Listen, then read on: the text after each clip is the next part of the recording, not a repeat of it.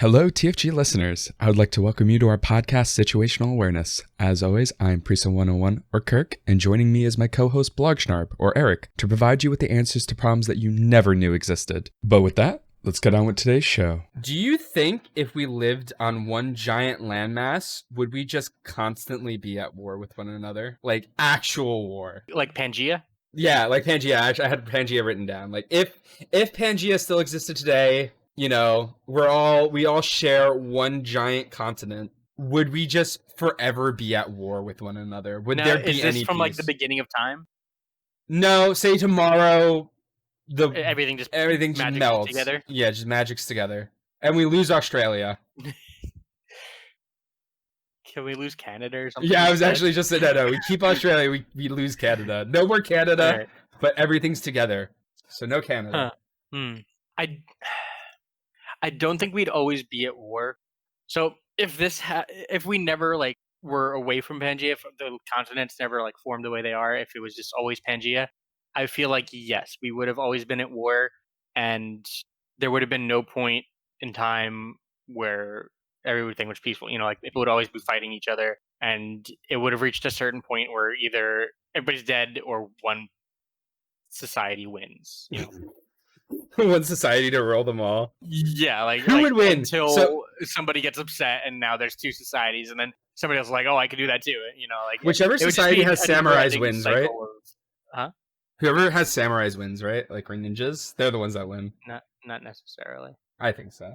Come on. Anyway, so yeah, there would just be constant fighting because there's nothing to separate that. I feel like one of the only reasons why people ever stopped fighting in the past was because there was nobody else around to fight. You know, like you fought the people, your neighbors, and you took their land, and then there was water, and then you had to like figure out how to get to other places. What if when the formation happens, a good majority of the continents are lost? Parts of Russia's lost. Parts of the United States is lost. Say like we lose Rhode Island and like Florida and Texas and Wyoming. Can we keep Texas? They have a lot of guns. True.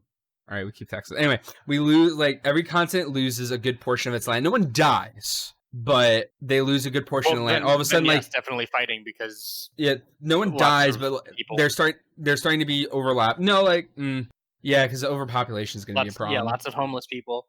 All right, say we do lose people. We lose the proportion of people. Gotcha. But now the borders are like on top of each other. We go from America to like being a large separation of land between America, like habitable parts of America or whatever, or like Russia, like Siberia. We are like right next to Germany, or we're right next to France, or like we're encroaching. Like our borders are on top of each other now with like no space. Do you think we'd start killing each other with our horses and our slides? I feel like at this point in our society, we can have some sort of mutual agreement to not murder each other on sight. For the most part. Now, there would be countries, let's say North Korea, where, maybe they would kill other people on sight. How fast do you think they go for nukes in that situation? That's a fair point. Like, do you think the world loses? Oh, I don't know.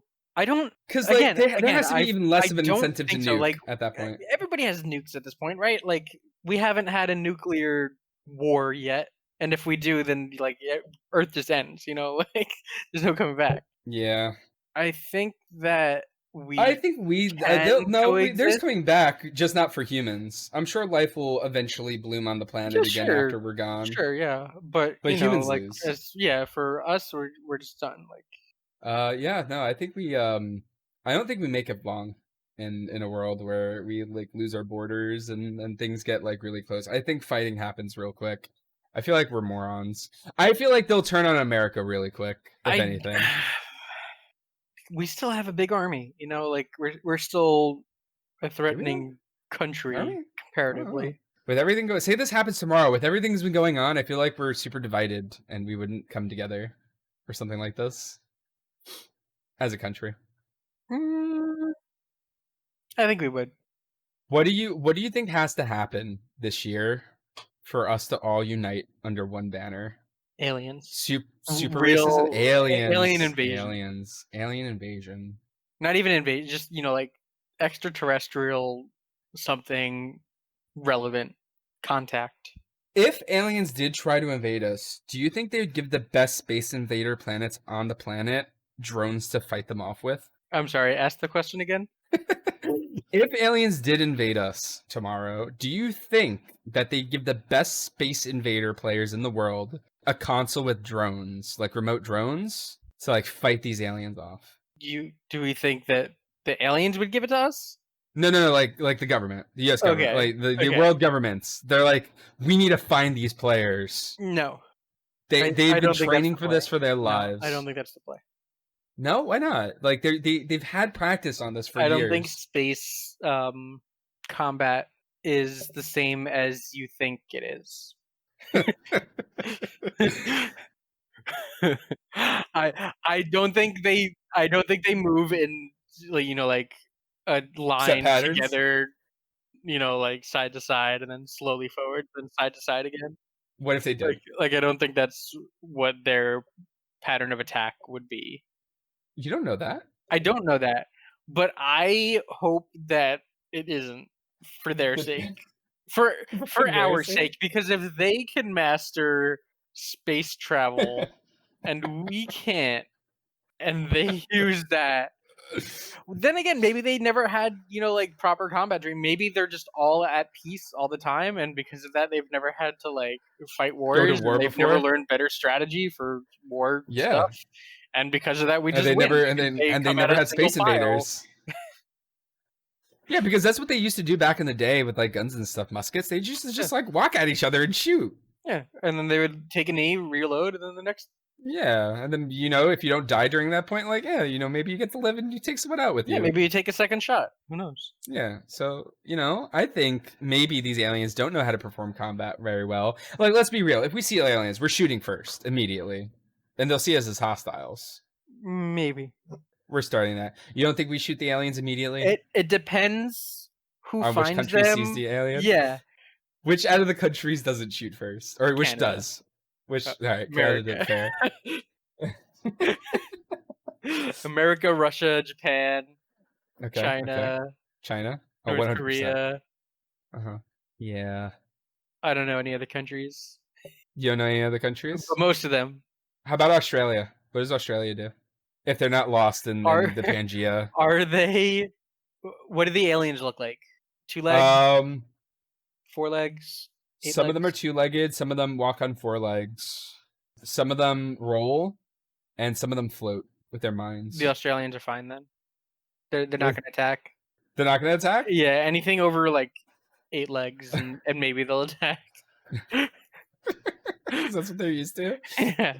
Jesus Christ. Wow, yeah.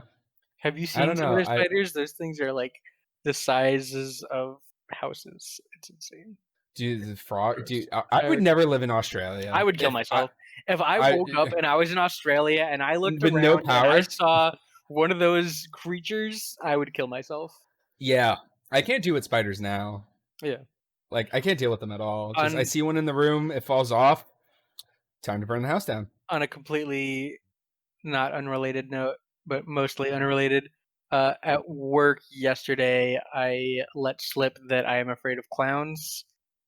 No. To which my team responded, no. Halloween is coming up, and I said, I will leave. Would you quit your job or just not quit. Show up to work? I would just leave. You take a sick day or something? Yep. I would just go back to my car, go home. Like, not today. No, that's like another thing we have in common. We both have intense fear of clowns. Who invented a clown?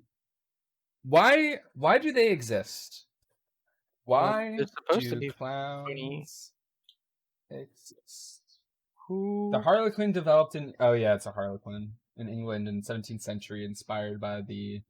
these are words I cannot Joseph pronounce. Grimaldi was an English artist who practically invented the modern clown. All right, that guy was Satan of his time. Joseph Grimaldi. Matthew Sully was the first circus clown in the United... I'm fine with circus clowns. Yeah? Yeah. Nah, it's all clowns. Dude, those things are insane. The history of the psychology of clowns being scary. There's no psychology to it. Clowns are just nightmare fuel. Yeah. They're evil. Yeah. Hey guys, I hope you enjoyed today's show. Do we do these situations justice, or do you think you have a suggestion for us in the future? If so, leave us a comment. If you made it this far, then please like, subscribe, ring the bell, join our Discord, check out our live streams on Twitch, or check out some of our other content on the screen right now. Thanks for listening, and see you soon.